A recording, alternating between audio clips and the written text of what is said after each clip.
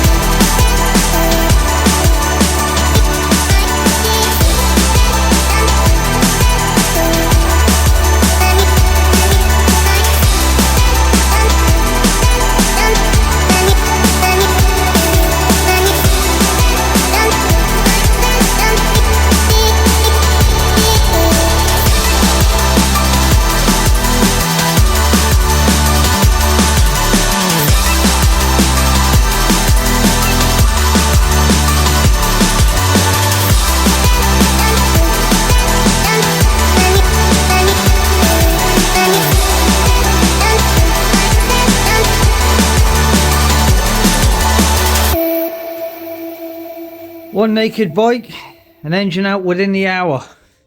You can't do that on a road bike. So the main reason for taking the engine out is periodic maintenance really. You need to strip and check it every season just to make sure everything's in order. Also, last time we had the bike out we snapped the chain again, so we need to make sure it's not broken anything internally.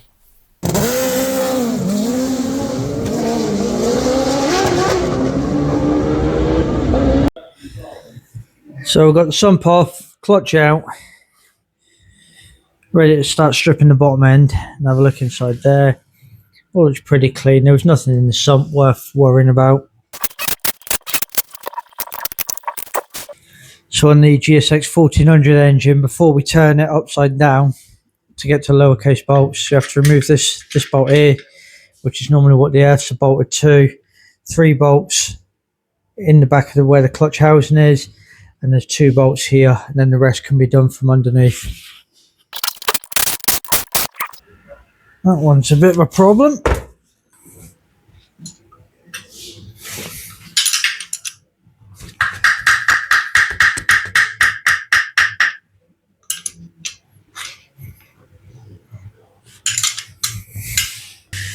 Now normally I would build the bottom end on a bench and then move the bottom end over to the stand, because it would seem that this bolt is in the way. So it is loose, so that'll just have to stay there for now, but we'll pull all the others out, get it turned over. And now we get a good look at inside the sump. All looks really good in here, which is nice. considering the abuse that this engine gets.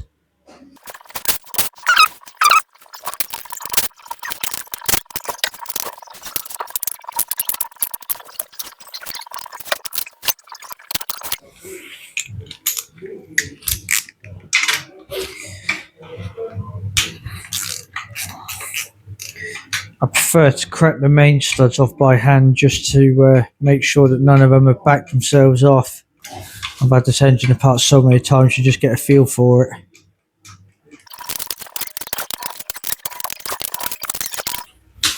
They all feel pretty good, to be fair. As they should.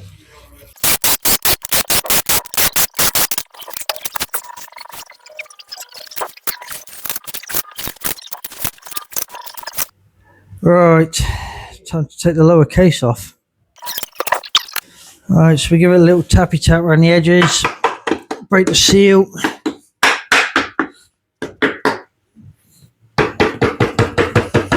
There she comes. Always use a soft blow hammer, not a mallet, like I've seen some people use before because they're heathens.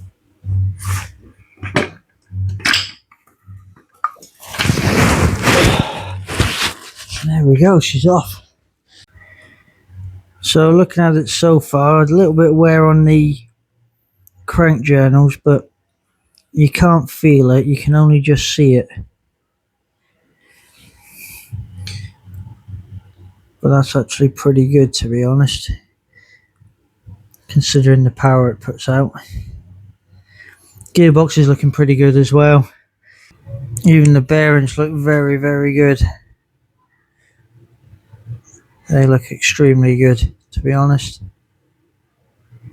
They have been in there pretty much since day one. The best part of 6 years, I think. Barely a mark on them. Alright, let's snip these rod caps off.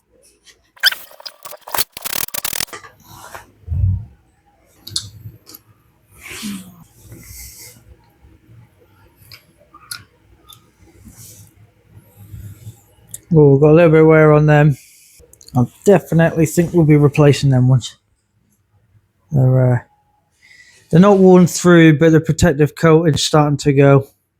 But again, they've been in there probably 6 years, so I'm happy with that. Get a new set of them on order.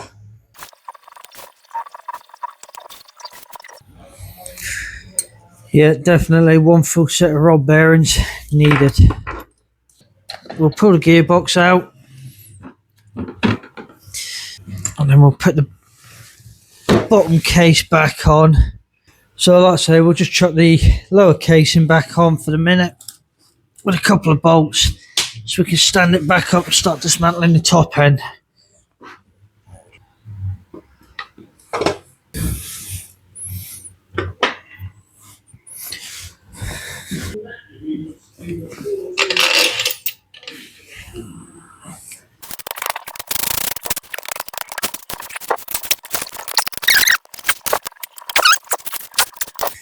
And for anybody that's asking, a GSX1000 engine is definitely lighter than these.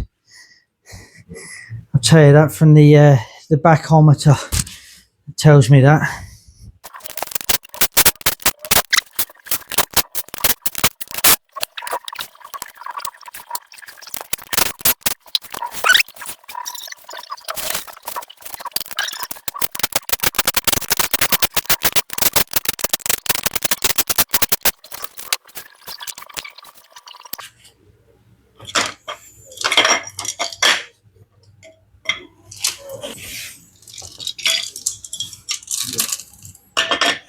Look at the size of the lobe on that. You won't find that in a GSX1400 catalogue. That's for sure.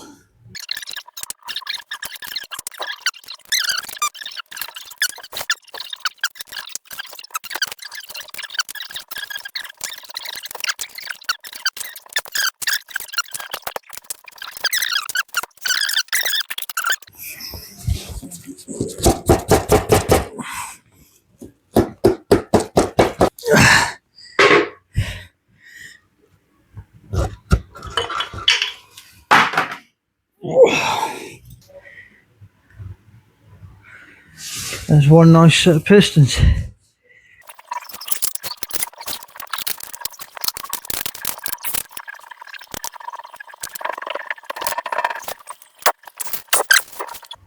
Again, the main bearings actually look pretty good, but the rod bearings are a little bit worse for wear, so they are definitely on the to change list, which it's not bad really, considering these haven't been out in 6 years.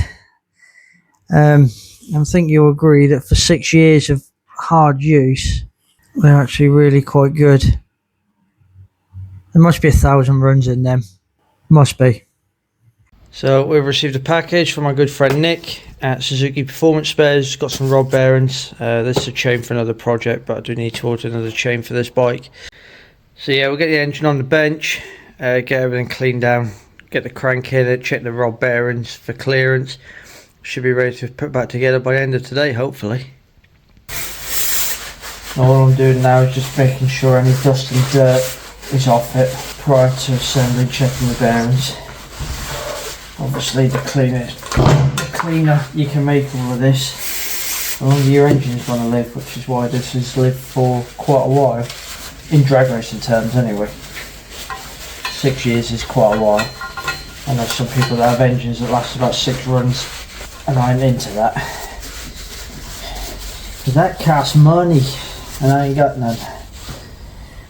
One thing I also do before assembly is make sure you get a really clean cotton rag and clean the journals with it, because as good as Blue Roll is, it does leave sometimes a little bit of dust particles on the journals, and we don't want that. So what I'm going to do next is, although I know that the new bearings are the correct ones because I log everything in a little book as I'm building the engine, what I'm going to do is I'm going to use plastic gauge to check the clearances on the bearings and show you how to do that as well.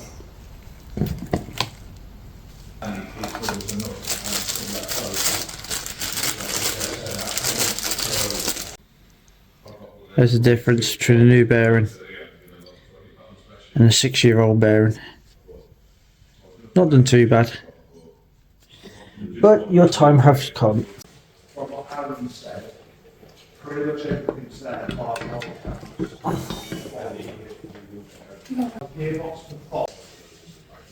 Alright, what we will do with the plastic gauge is we will do the centre two first, because they're the easiest to get to. So all plastic gauge is a very, very thin line of, I suppose, plasticine, and what you do is you put it on the bearing, clamp your bearing cases down, or your rod caps or whatever, and then you use the gauge that comes with it, so that will squash it down to either of these. So I always aim for in this area here, so we're looking for between 2.5 and 3.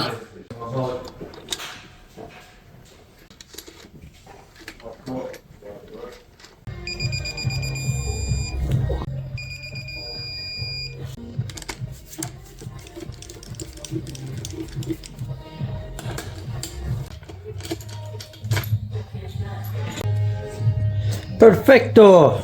Right, let's get it built. So what I need to do now is clean everything off, get all the gasket faces cleaned. The engine is clean, you know, it's it's already been cleaned when I stripped it. So yeah, just make sure the gasket faces are mintily clean, and yeah, we'll get assembling. Alright, next to do fit crank, we're going to be assembling with Torco MPZ engine assembly lube, because I've used it for years. No other reason. Does what it says on the bottle. Fit the cam chain first, because I can't tell you the amount of times I fitted the crank, torqued the rods up, and then realised I haven't fit the cam chain. And when you do that, some interesting language comes out, to say the least. Come on, there we go. Alright, get started on the bearings. What this stuff does is it protects all your bearings and anything else really that you coat it in for the first couple of seconds of the fire up before you build some oil pressure. It means that any engines that you build can sit around for various periods of time before being fired up, knowing that all your bearings and rotational parts are protected. An interesting fact for those that are a bit geeky like me, these GSX1400 cranks are 2.3 kilos heavier than a GSXR 1100 or Bandit 1200 crank. So, not that I think that question will come up in a pub trivia quiz, but if it does, now you know. Right, next up, tuck the rod bolts down properly. We use the proper lubrication on the threads of the bolts.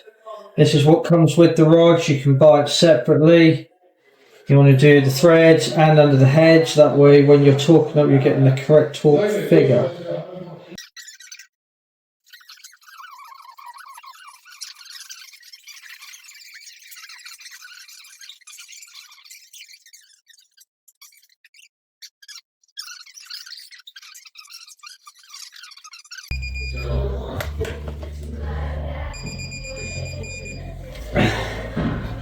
Done.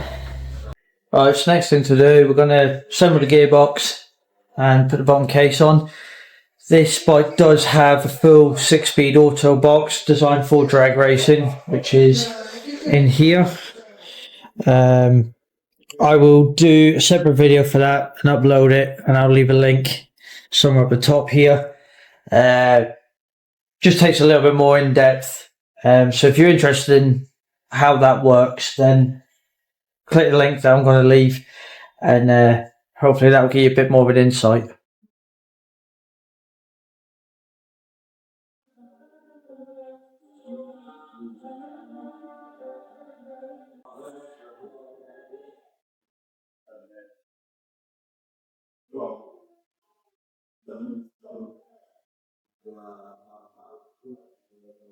Always got to make sure the dowels locate on these bearings.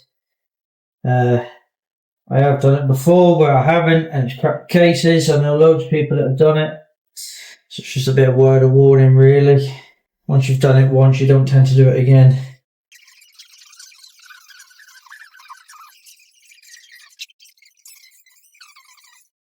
Right, last thing to do, one last bit of assembly lube on all the bearings here. Make sure they're nice and greased.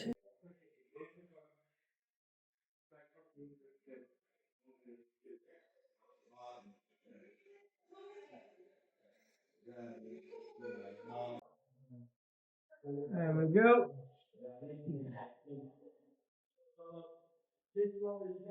Tap it down, make sure it all goes down nice. Lovely.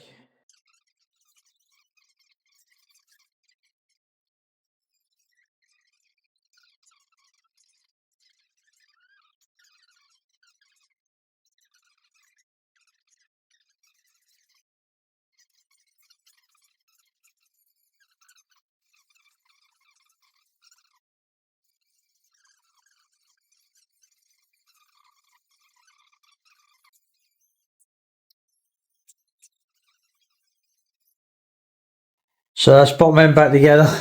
I now need to do a little bit of work we're changing the way the outrigger works, because we keep breaking chains and it's costing a lot of money to have sprockets made. So at the minute we're having these sprockets made, but as you can see it's destroying the teeth, and to have one of these sprockets made every time is expensive. So we're changing it to run a Robinson's outrigger nut, so we can just use a standard sprocket and change it every meeting. So I've got a little bit of work to do now, get the outrigger plate on, and then make a new bearing support to support that. Next job, fit the cylinder head. Dad's over there finishing cleaning stuff up. Took the head home with him to lap the valves in. Everything good luckily, so we'll get the gasket fitted, get the head on, get it tightened up.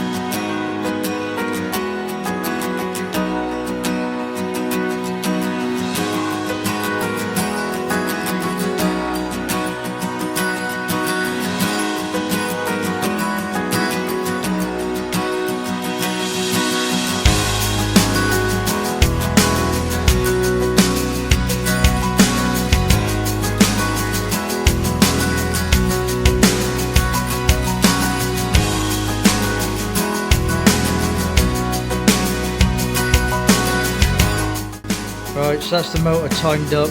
It's in the ballpark, we're happy with that. So we're going to get the lid put on it and take her home and get her stuck in the bike.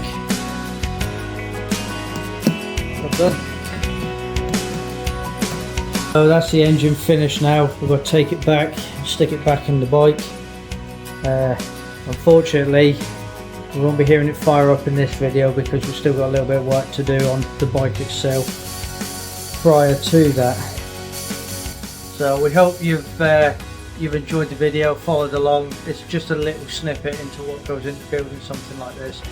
There's a lot more measuring and things that goes on that I haven't put in the video, you know, rod stretch and things like that.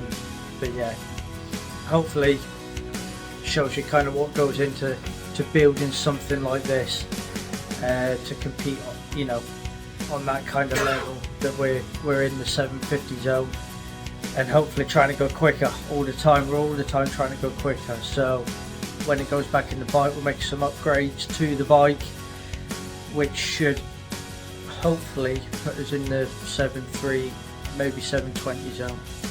So hope to see you in the next video anyway. If you like and subscribe, and we'll see you later. Bye bye.